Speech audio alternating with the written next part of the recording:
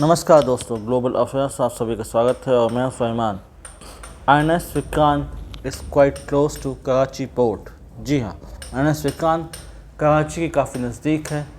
अगर हम इसको मैरीटाइम यूनिट में नापें तो ये 85 नॉटिकल माइल दूर है कराची से।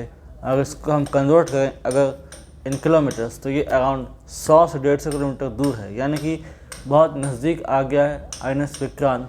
INS विक्रांत हमारा एयरक्राफ्ट कैरियर है और एक aircraft carrier destroyers, frigates, jets पूरी फ्लीट के साथ चलता है, समुद्र में तैरता है। ये एक शहर है जिसके पास अच्छा खासा असला होता है, अच्छा खासा हथियार होता है टू काउंटर इट्स एनिमी। इसलिए कराची में चिंता का माहौल है। गवर्नमेंट ऑफ पाकिस्तान को समझ नहीं आ रहा है कि वो कैसा अपना डिफेंस करे। बीच में ऐसी खबरें आई थी कि पाक नेवी ने रिपेल किया है इंडियन नेवी को, INS विक्रांत को, लेकिन ये खबर झूठी साबित हुई क्योंकि INS विक्रांत एक एयरक्राफ्ट कैरियर है और ये अपनी मूवमेंट अपवर्ड बैकवर्ड करता रहता है, जिसे पाकिस्तान ने प्रोपेगेंडा यूज़ किया और दिखाने की कोशिश की कि पाक नेवी ने डिटर किया INS विक्रांत को, जिससे INS विक्रांत पीछे हो गया। जब INS विक्रांत को उतारा गया था ऑन अरेबियन सी, जो कि 25 अप्रैल की डेट थी, उस वक्त दूरी थी तकरीबन 600 से 700 किलोमीटर्स, यानी काफ़ी दूर था। लेकिन इतने दिनों में वो काफ़ी क्लोज आ चुका है कराची पोर्ट के, और ऐसे में कराची का पोर्ट, एयरपोर्ट, उसके दूसरे नेवल एसेट्स, एयर एसेट्स और दूसरे वाइटल एसेट्स, इंफ्रास्ट्रक्चर, ये सब कुछ इंडिया के राडार में है, इंडिया के जद में है, यानी कि जब चाहे उन पर स्ट्राइक की जा सकती है और उन पर हमला किया जा सकता है। इंडियन नेवी ने ये 4 ग्रीन नोटिफिकेशन भी जारी किए हैं कमर्शियल वेसल्स को, सिविलियन वेसल्स को। अगर आप अरेबियन सी में आते हैं तो अपने रिस्क पर आएँ, क्योंकि यहाँ पर लाइव ड्रिल्स चल रहा है, इसलिए आपको नुकसान होता है तो ये आपका अपना नुकसान होगा, जिसके लिए आप खुद जिम्मेदार होंगे। यानी कि अगर पाक नेवी कुछ मिस एडवेंचर यहाँ पर करती है तो फिर उसे बहुत ज़्यादा नुकसान झेलना पड़ेगा। एक तरीके से ये घेराव है, ब्लॉकेड है थ्रू अरेबियन सी पाकिस्तान का। ग्वादर और कराची ये 2 पोर्ट है पाकिस्तान के पास। ग्वादर एक non operational, non effective port है। अपार्ट फ्रॉम दैट कराची एकमात्र ऐसा पोर्ट है जो कि बड़ा पोर्ट कहा जाता है कराची का, जहाँ से एक्सपोर्ट इंपोर्ट करता है पाकिस्तान। यानी कि एक तरीके से इकोनॉमी की लाइफलाइन है कराची, पाकिस्तानी इकोनॉमी की अगर बात करें तो। इसी को स्ट्राइक करना है और इसी को अंडर डोमिनेंस लाना है। इसीलिए एक प्रकार से धीरे धीरे INS विक्रांत अपने फ्रिगेट्स के साथ, डिस्ट्रॉयर के साथ आगे बढ़ रहा है और सी में डोमिनेट कर रहा है। उधर LOC में इंडियन आर्म्ड फोर्सेस ब्लॉकेट कर रही हैं। POK में कई रिस्ट्रिक्शन लगा दिए हैं वहाँ के सो कॉल्ड PM ने कि वहाँ पर आप 1 महीने का दवाई राशन रेडी रखें। आपको मदरसे बंद कर दिए गए हैं। शादियों में पटाखे फोड़ने पर पाबंदी लगा दी गई, यानी कि डर साफ दिख रहा है पाकिस्तान ने भी और POK में पाकिस्तान के रिप्रेजेंटेटिव्स को भी। उनको पता है कि इन नेक टू नेक फाइट वो लड़ नहीं पाएंगे और पाकिस्तान को टफ टाइम मिलेगा from all the 3 armed forces, B it navy, air force और आर्मी। धीरे धीरे ये दूरी कम होती जाएगी। आज अगर 150 किलोमीटर दूर है तो कल आने समय में 100 किलोमीटर, फिर 50 किलोमीटर हो जाएगी। यानी कि कुल मिलाकर जैसी ज़रूरत होगी, जिस प्रकार से डोमिनेट करना होगा इंडियन नेवी को, INS विक्रांत को, वो उस हिसाब से स्टेप लेते जाएंगे। धीरे धीरे उसकी ब्लॉकेट बढ़ती जाएगी ताकि उनके पास कोई रसद, कोई भी हेल्प लेने के लिए समय ना रहे, कहीं से वो आउटसाइड हेल्प ना ले पाएँ। अगर आप देखें तो ग्लोबली आइसोलेट तो हो ही चुका है Pakistan. US, France, Britain, Russia, China ये कोई सपोर्टिव स्टेटमेंट नहीं दे रहे हैं। चाइना से उसमें उम्मीद थी, लेकिन चाइना ने भी कोई ख़ास उसको सहायता नहीं दी, बस अपने हाविट्ज़र दे दिए, जेफ थंडर दे दिए, जो कि इनइफेक्टिव है in real war like situation.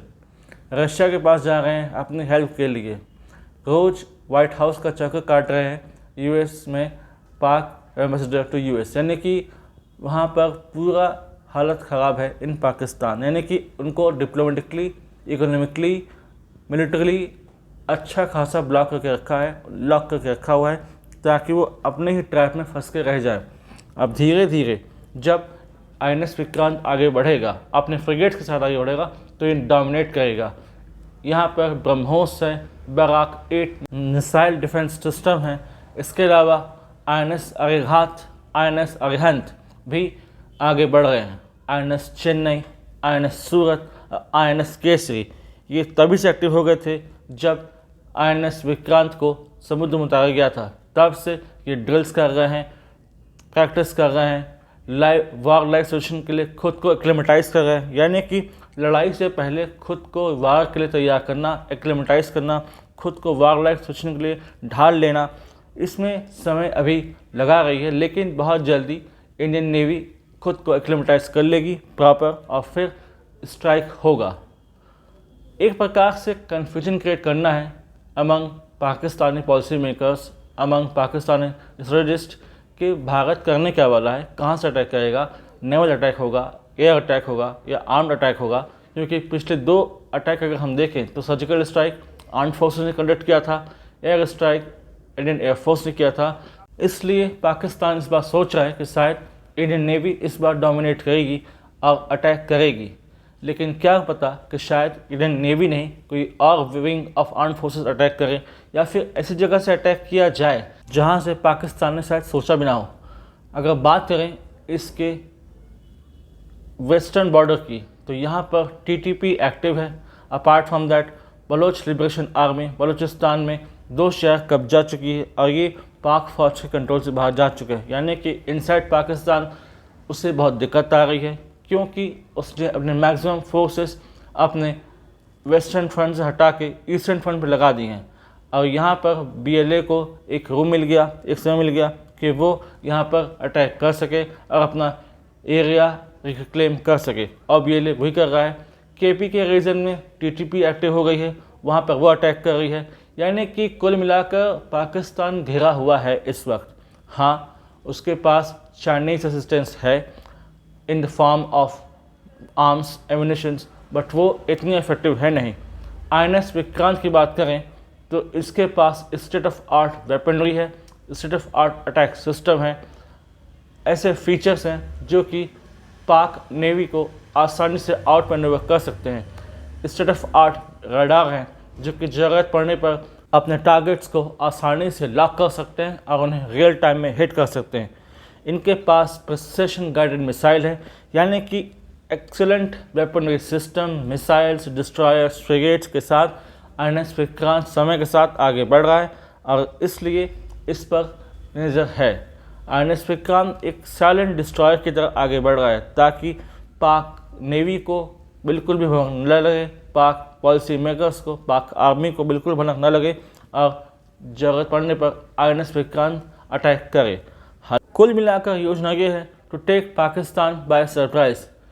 उसके डिजिटल प्रोपेगेंडा को बस करने के लिए उनके सारे यूट्यूब चैनल्स को, उनके सेलिब्रिटीज़ के सोशल मीडिया अकाउंट्स को इंडिया में ब्लॉक किया जा रहा है, ताकि उनको इंडिया का एक्सेस ना मिले, जहां वो अपने फॉल्स प्रोपेगेंडा को फैला सके और एक मिथ क्रिएट कर सके with regard to Pak army and with regard to Pak army preparation.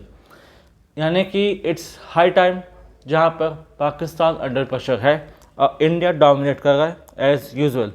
Pakistan में कंप्लीट केओस है, जिसका फ़ायदा अवश्य ही हमें उठाना चाहिए और आने वाले समय में भारतीय फ़ौज इसका सही समय पर फ़ायदा उठाएगी भी, और इसमें समय ज़्यादा दूर है भी नहीं। तो लेट्स सी, हमें इंतज़ार करना चाहिए, हमें पेशेंस रखना चाहिए और हमें हिस्स नहीं दिखाना चाहिए। आर्म्ड फोर्सेस को फुल फ्रीडम दी गई है, वो अपने हिसाब से टारगेट डिसाइड कर रहे हैं और उसकी टाइमिंग डिसाइड कर रहे हैं, और जल्दी आप लोगों को देखने को मिलेगा एक बहुत बड़ा attack from the side of Indian armed forces. इससे रिलेटेड कोई सिग्निफिकेंट इन्फॉर्मेशन अगर आती है तो मैं आप लोगों के लिए एक सेपरेट वीडियो जरूर ला दूंगा। Till then do like, share, subscribe the video and widely this video for the knowledge of people. यदि आप हमसे जुड़ना चाहते हैं तो आप इंस्टाग्राम, टेलीग्राम के थ्रू हमसे जुड़ सकते हैं। इसका लिंक डिस्क्रिप्शन में दिया गया है, आप वहां जाइए और इसे ज्वाइन कीजिए।